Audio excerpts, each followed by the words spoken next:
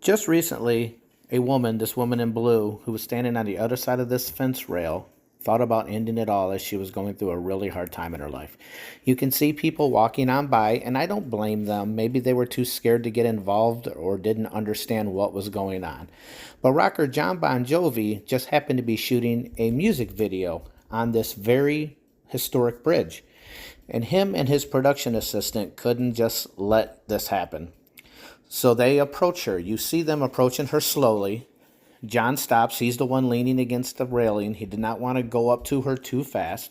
The production assistant gets a little closer, but still keeps a good distance as they try calmly to talk to her and see what her problem is. Now John moves a little bit closer.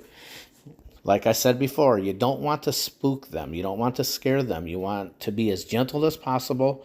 Talk to them. Try to talk them over.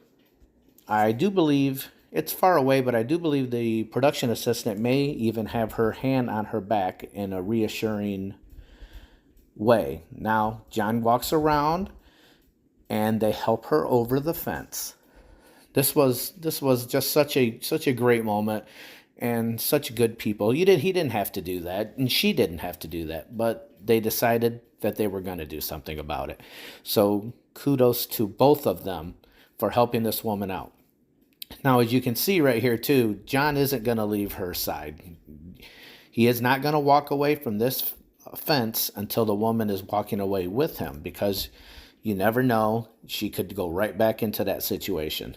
I have no idea what this woman's situation is or why she wanted to do what she was going to do, but I'm glad it didn't happen, and I'm glad the right people were there to help her along the way.